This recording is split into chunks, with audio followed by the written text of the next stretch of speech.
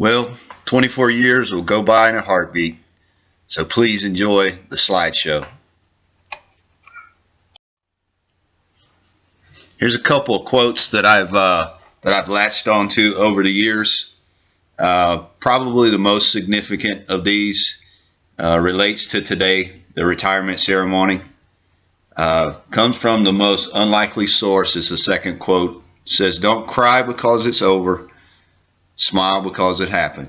And yes, ladies and gentlemen, that is from Dr. Seuss. So, why did I join the Marine Corps in the first place? Partially because of the blonde lady seen kissing in the left photo.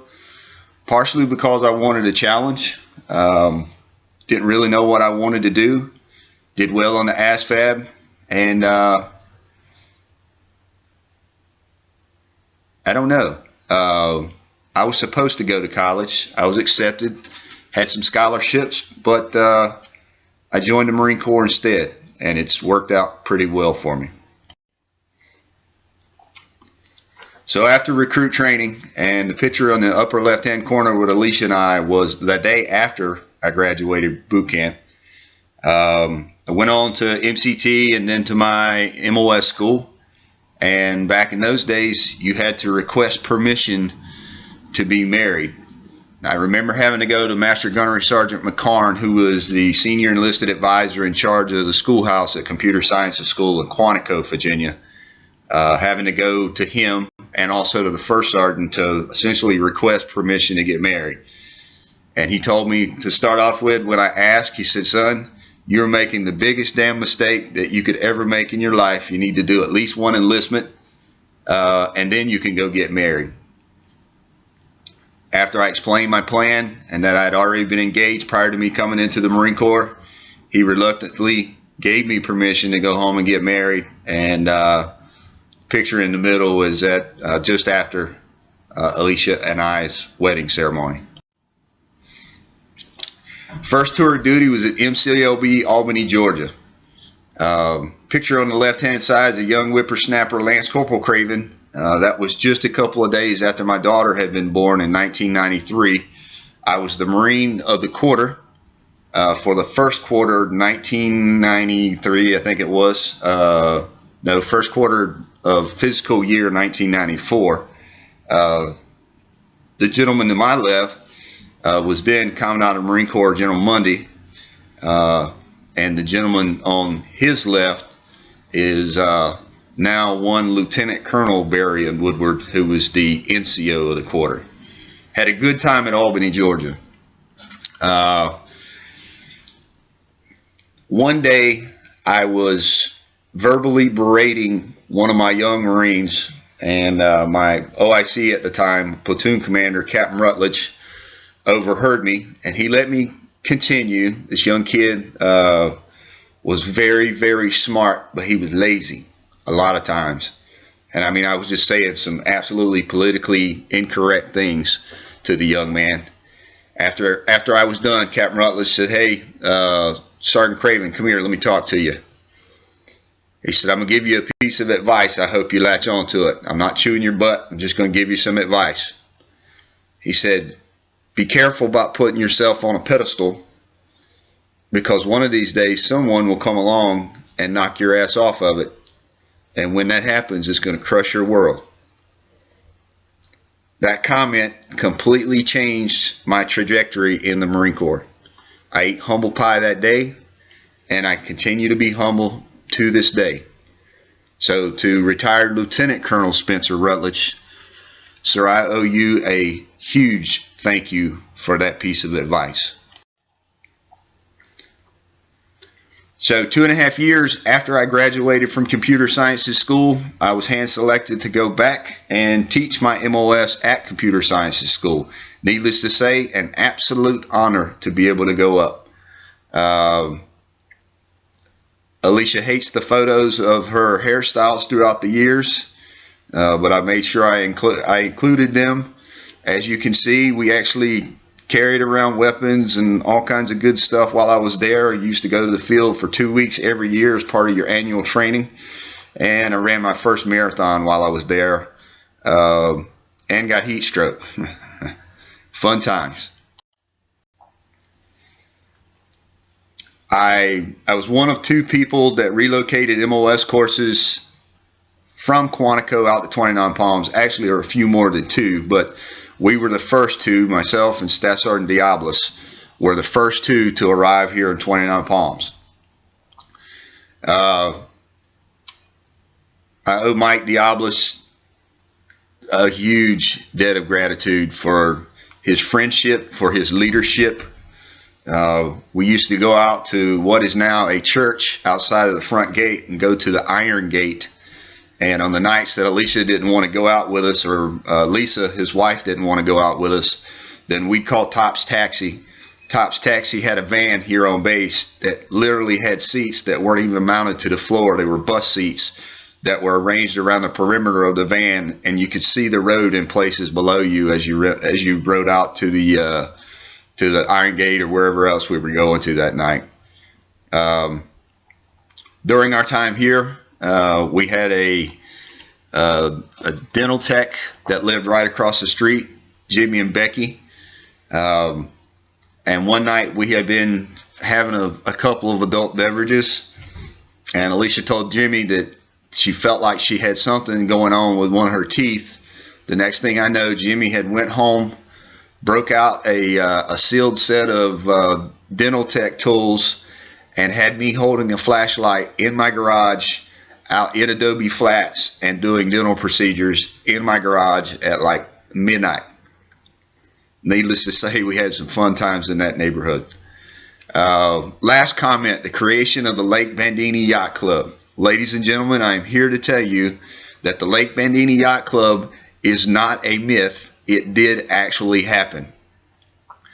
One of the Marines that stayed right across the street from me, he was a corporal with 7th Marines.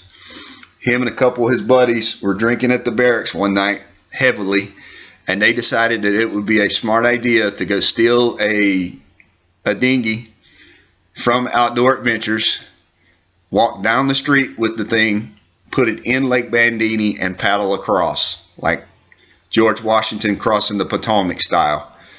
The MPs, of course, got called because there were strange noises and a light coming from Lake Bandini, and that was the formation of the Lake Bandini Yacht Club. That is what their first sergeants named it. Thankfully, the Marines did not get in trouble. They had to do some extra military duty, but they didn't get in permanent trouble. So I'm here to tell everyone that the Poupon Lake Bandini Yacht Club is indeed not a myth. It is true.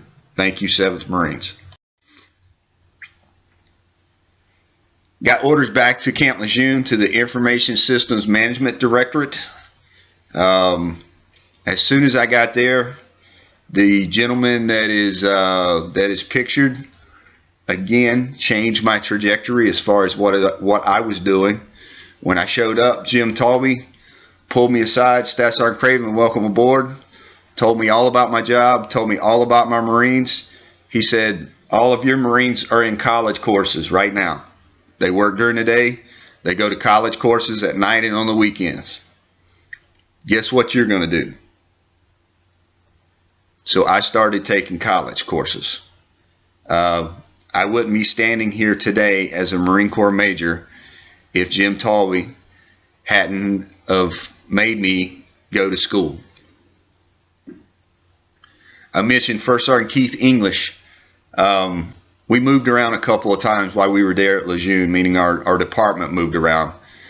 First Sergeant English used to call me every Friday, cursing and yelling, and the Marines could hear him cursing and yelling over the telephone.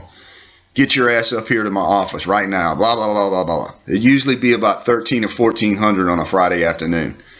And the Marines never caught on to the fact that First Sergeant Keith and I would go in his office, in the company office, which was in the barracks, and smoke stogies every Friday. Keith was a Cuban American, and he got Cuban cigars. He said, Chad, some people like to hunt, some people like to fish. I like to smoke cigars, man. And I'd go up to Keith's office and smoke cigars. Um, Chief Warrant Officer Elick and Keith English, I put in a warrant officer package, and as soon as I put in my warrant officer package, English called Chief Warrant Officer Elick and said, we're going to nominate Craven for a meritorious commissioning program. Again, he called me up to the office, yelling and screaming at me on a Friday, and didn't give me the option. He said, you are going to go through and take your warrant officer package, and you are going to put in for MCP because I think you're even more qualified, and we need people like you in the officer ranks. This was a first sergeant talking to me. I, first sergeant, put my package in, and away we go.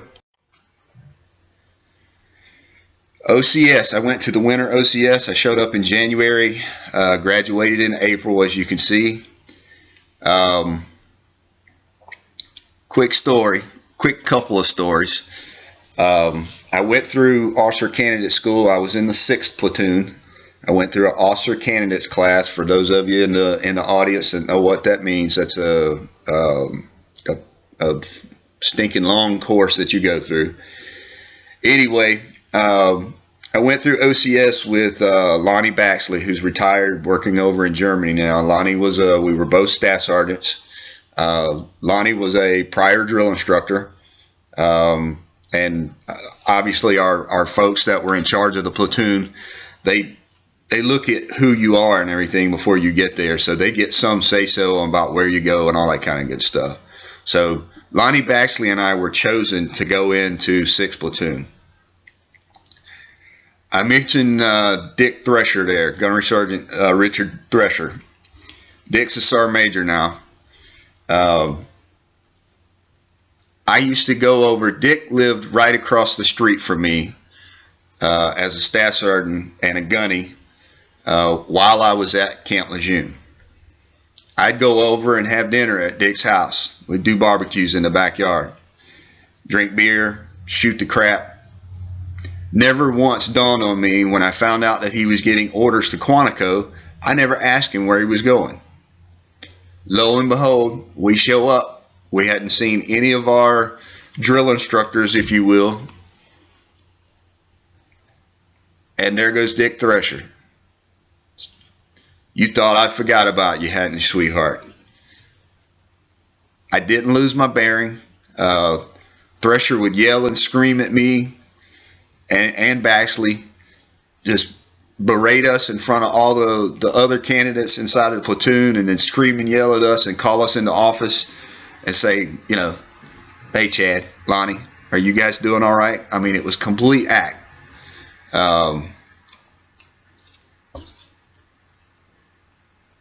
I was fortunate to do well at OCS. So just before graduation, I got to spend a week with Colonel Flynn, now General Flynn, George Flynn.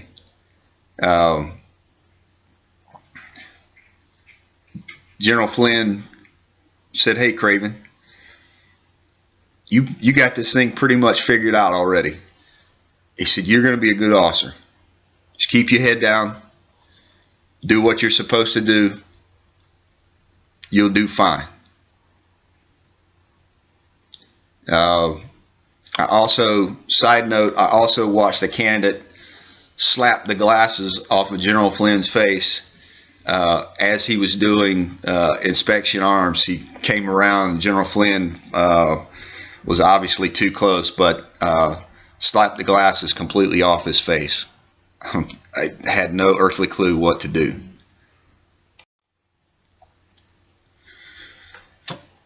So off to comm school.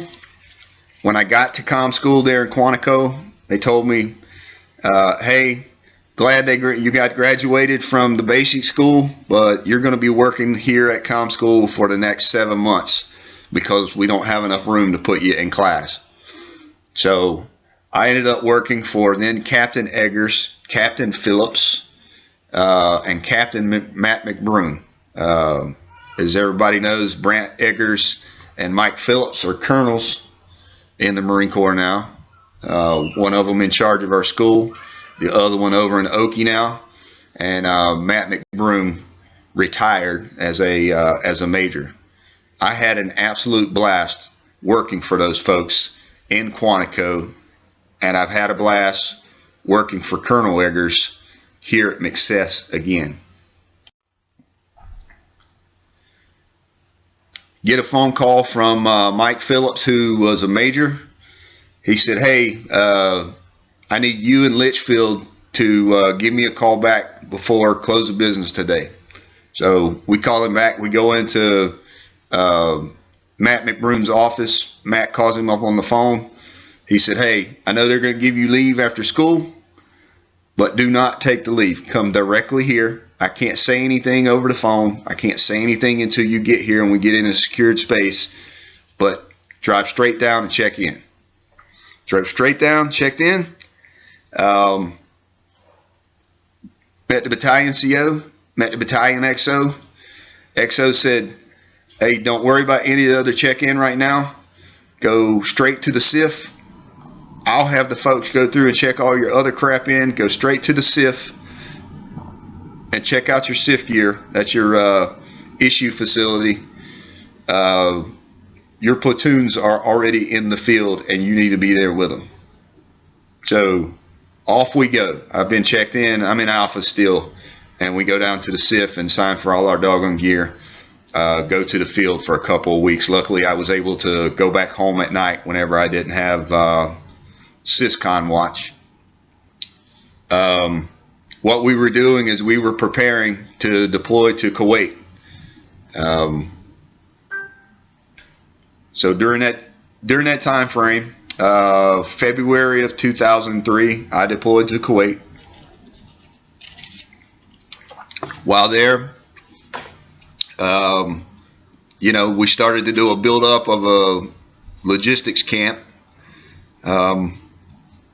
After that, ended up in Camp Commando just before the invasion. As Colonel Eggers can attest to, it was pretty hairy times. So anyway, got picked to be the essentially like the deck commander to go up into Iraq. And those are all the photos. Got promoted, the photo on the lower left-hand corner, got promoted to first lieutenant in Iraq. You can see the American flag flapping like it always was in the wind in the background. And the guys for my promotion present, when we pulled the flag down that night, they gave me that flag, which I still have, and I need to get it mounted. It's still got all the Iraq dirt in it. On the right-hand side, that was us the day we were getting ready to retrograde. As you can see, we took it around one of our machine gun bunkers just before we destroyed it. Lucky Charms pants. My daughter had to send me something, so she ended up sending me a pair of Lucky Charms pants, which I wore every single night. I'd go out when I needed to go use the restroom, or when I needed to go check on the machine gunners. I'd go out in my Lucky Charms pants, and they were indeed good luck charms for me during a pretty hairy time in Iraq. For any of you that may be searching for folks that you know, in the very back in the center, African American gentleman, Sergeant Major Willie Williams, and right next to him, to his left, is Ron Langens, Chief Warrant Officer Langens, also retired. Came back from deployment, spent a little bit more time down in Bravo Company, and then found out that I'd been selected to be the headquarters company commander, which at a comm battalion is a busy job. Right after I got there, and I was in extremely good physical shape back then.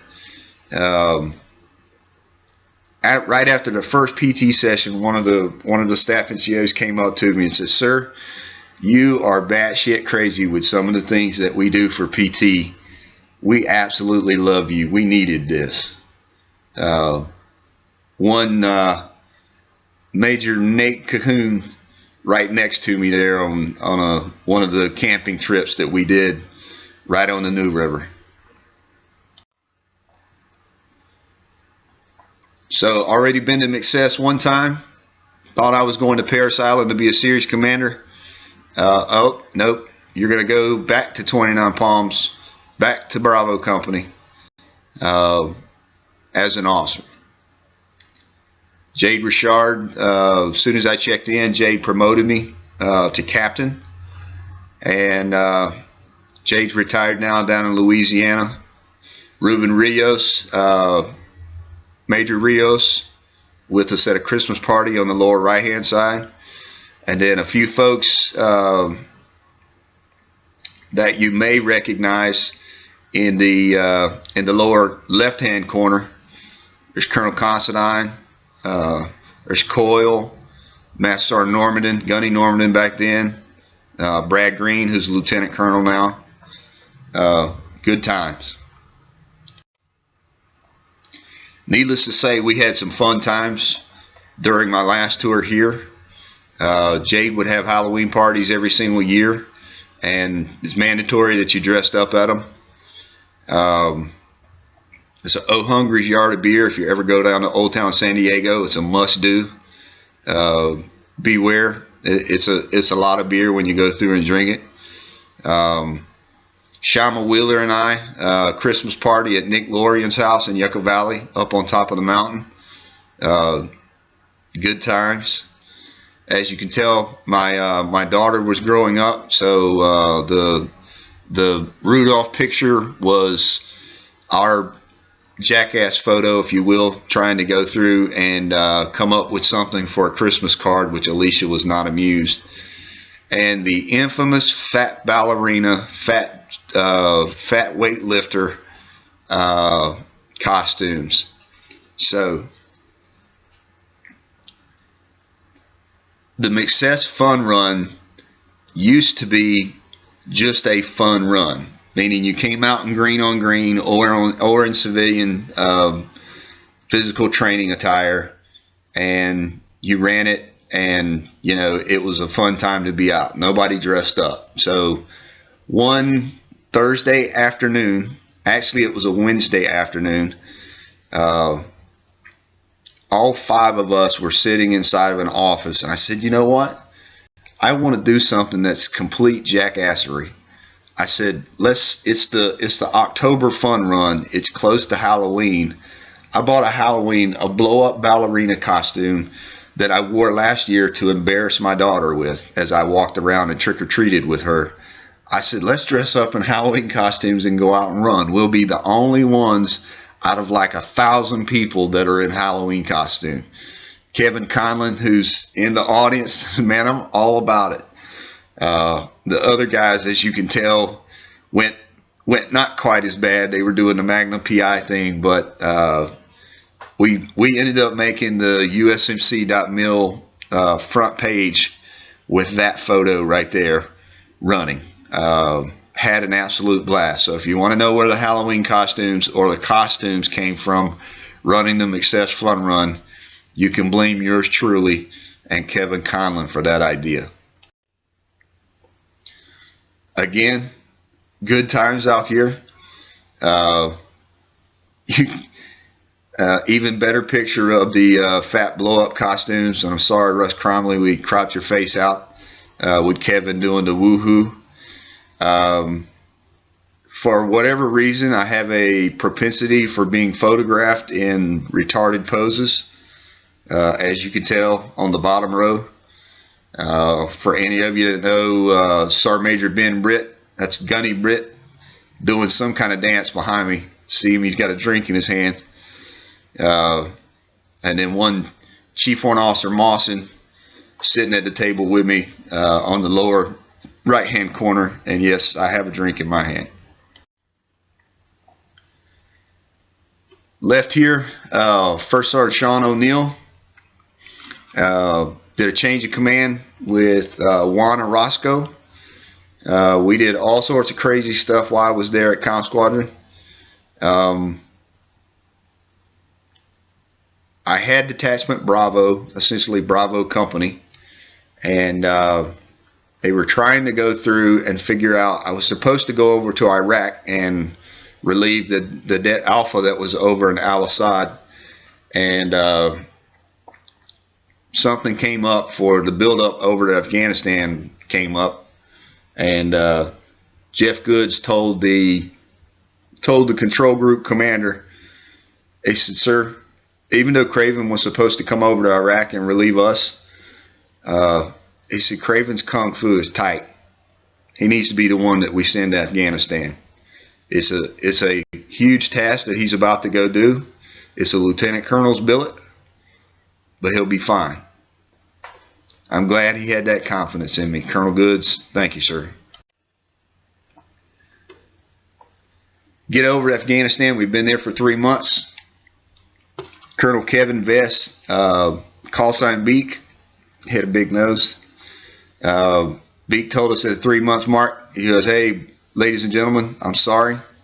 I told you 6 to 7 months, but we're going to be here for upwards of 365, if not a little more."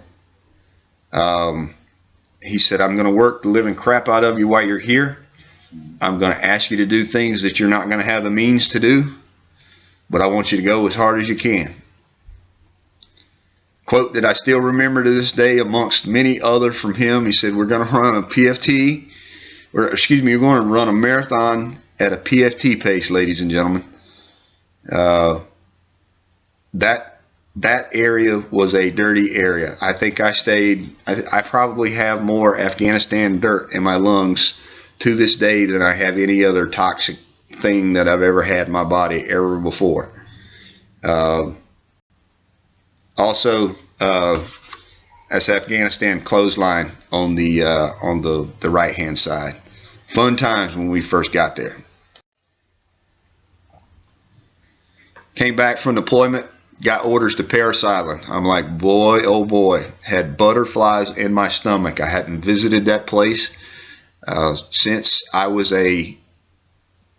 graduated recruit training in October of 1992. I had a very, very, very good tour. The best tour of duty that I've had in my entire career. The upper right hand corner,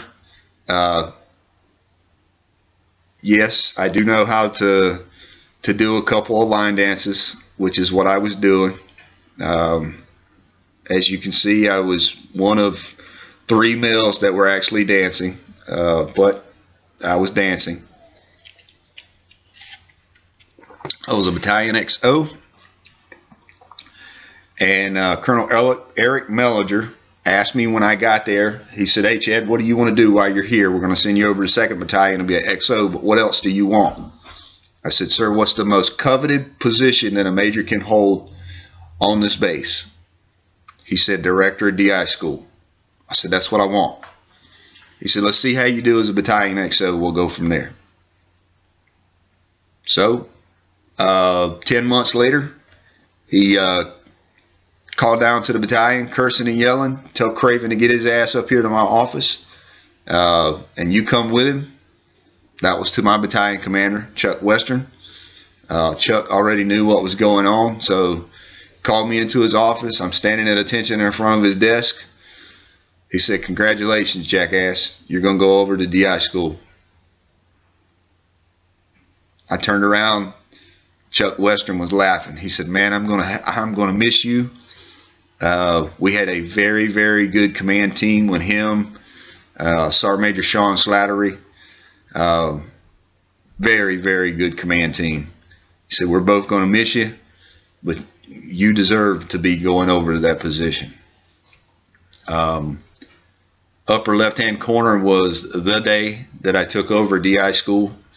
And folks, if you ever get the opportunity to go over and spend time at either of the DI schools, East or West Coast, do it.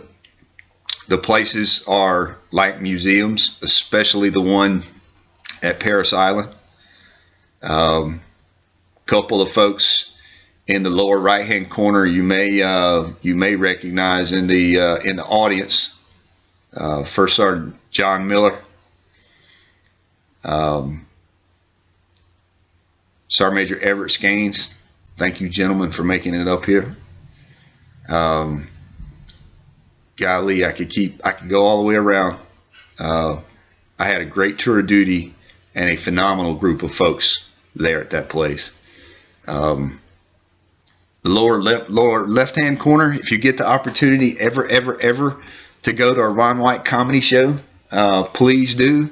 The dude is 10 times funnier in person with some of the stuff that he talks about and can't talk about on TV shows and stuff. Go. And if you're ever wondering whether that is indeed Scotch, famous grouse that he is drinking, that is indeed famous grouse that he is drinking. I watched him kill a fifth of it during an hour and a half comedy show in Savannah, Georgia. Absolutely phenomenal guy, and great doggone show. Got selected for command and staff leaving Parris Island. One last thing about PI. Colonel Jones told me, he said, this place is going to ruin you when it comes to leadership, because you're probably going to go back to your OC field having seen what pure leadership is like, and you're going to wonder what the hell happened. Wayne Jones was absolutely spot on. So I go up to command and staff. I didn't really want to go to command and staff to start off with. It was an honor, but I didn't really want to go. I wanted to go back out to the doggone operating forces and, go do my thing. But I didn't. One of the things that they tell you when you get ready, when you get selected to go to command and staff or a lot of the other programs, is they say, hey, you may not have access to a government computer, so you need to have a personal email address. And I went on, I had a Yahoo account way back that I had canceled.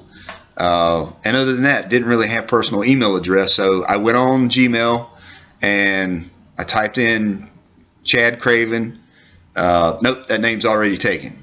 So I go, okay, generate me an email address. And it wanted me to be like Chad Craven 136758. And I literally started cursing in my office. And First Sergeant came over, sir, what's wrong? I said, listen, I'm aggravated. I'm trying to come up with an email address. I said, I'm going to go home.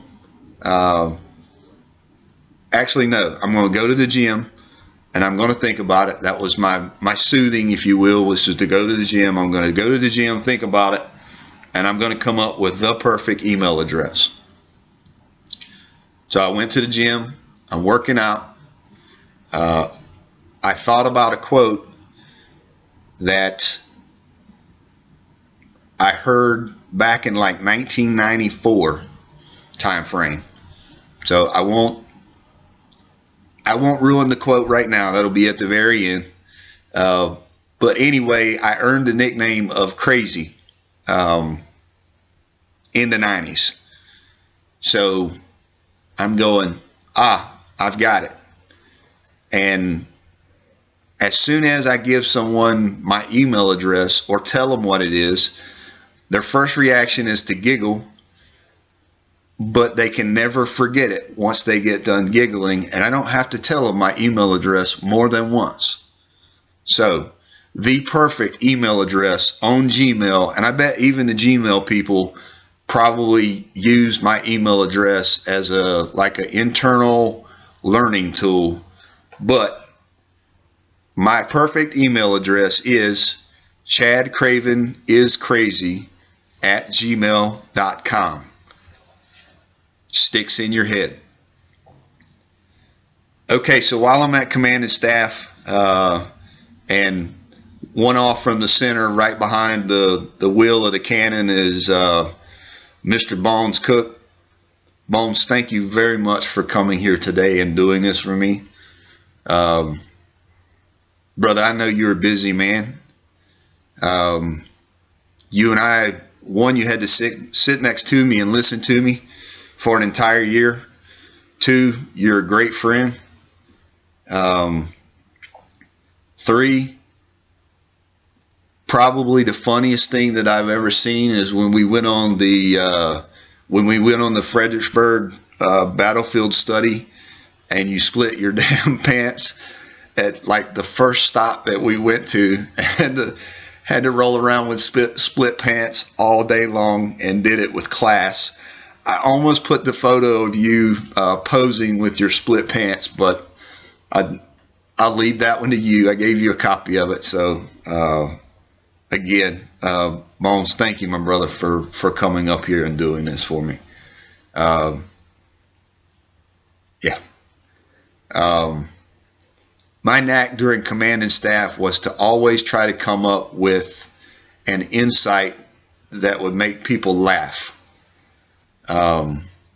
Specifically, one day it was towards the end, and we were doing a discussion on Pakistan and their influence in the region and blah, blah, blah, blah, blah. A lot of stuff people don't really, they don't want to hear me go on and on about. So one of the PhDs that's over the discussion is going through, and he's being really serious about everything. And for whatever reason, I decided that I'd go and look at like restaurants in Pakistan or whatever. Lo and behold, they've got McDonald's in Pakistan. They have a completely different menu.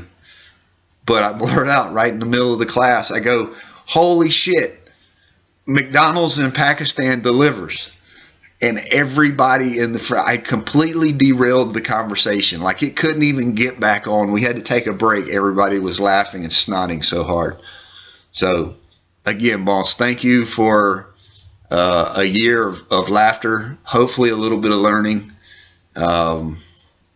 Just thank you for being my right-hand man, literally being on my right-hand side for an entire year. I had a very, very good time at that course. Better than what I thought I would. So I was on the fence as to whether I was going to stay in the Marine Corps or just stay there in Quantico and get out. I said, you know what? The monitor called me. He goes, hey, listen, there's a hot fill at K-18, and I know you've done it a couple of times already. He said, it'll give you some wiggle room. I'll move you after 2 years if you decide you want to stay in. If not, then you can go out there, do a couple of years, and retire. I said, you know what? I know the McSess game. There's going to be some significant changes coming down the pipeline. I'm your guy for the job. So Alicia and I came back out in 2014 for one last go-round. I thought long and hard about retirement. And we sat down, poured a glass of bourbon, poured Alicia a glass of wine, and I told her, I said, babe, I want to retire. Told everyone just a few slides ago that I earned the nickname of Crazy. Master Gunnery Sergeant Jesse Catfish Hunter was my platoon sergeant, my senior enlisted advisor, at my very first duty station. Master Guns had a set of handprints and a set of footprints in front of his desk. Vietnam era vet, prior drill instructor. We didn't have PTSD way back when, but Master Guns had PTSD. He had more Purple Hearts and Bronze Star, Silver Star. Was missing half of his right quadricep, right tricep muscle. And still whipped our butts in PT every single time we went out. I went to Master Guns for some re-enlistment advice. Master Guns said, hey, Crazy, let me give you some advice that a crusty old first sergeant gave me a long time ago. And I'm thinking, damn, Master Guns, you've been in 31 years. How in the world can you say crusty old first sergeant? You are as crusty as they come. He said, Crazy, stay in the Marine Corps until you're not promotable, until you get broke to the point where the Navy can't fix you, or until you stop having fun. You hit either one of those three, it's time to go. Ladies and gentlemen, I'll be honest, I'm still promotable. Absolutely promotable. I'm not broke in any way, shape, or form other than having high cholesterol. I'm as healthy as a horse. but I'm just not having fun doing this anymore. I love the Marines. If I could be a commander for the rest of the time that I was in for the remainder of, whatever I wanted to stay in, then I would stay in a heartbeat. But I'm not going to be. From here, I'm going back to be a staff weenie somewhere. If I'm going to be a staff weenie, then somebody's going to show me the money. Way more money than I make right now in the Marine Corps.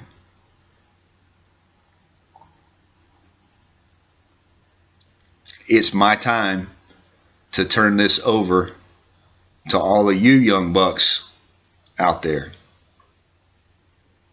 One major retiring frees up a lot of promotion spots.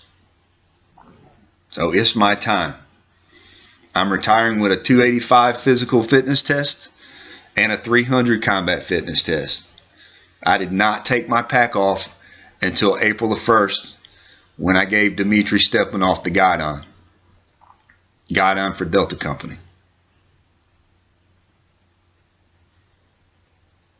In an homage to Chad Hood in the audience, I had to take my cousin Eddie Shitter's full photo.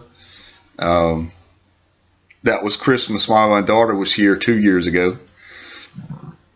And then for my very last McCess fun run that I did, and Jeff Simmons said, "Sir, I'm not running across the finish line with you." The fat ballerina costume came out for the very last time. Ladies and gentlemen, I've had a good run. I hope you read the bio. I'm not going to talk about it. I've just talked about my experiences. There are some folks that I'll go through and I will recognize. But most importantly, if you don't remember anything else that I've talked about, it's time to go to DeCarlo's, drink some beer, have some wine, and eat some food. Please join us at the reception. We have tentage set up outside. We've got space inside the restaurant. We've got a lot of folks that have worked hard to go through and get this thing together. Pack the parking lot. Hope to see you there. Thank you, ladies and gentlemen. It's been a great ride. Now it's beer 30.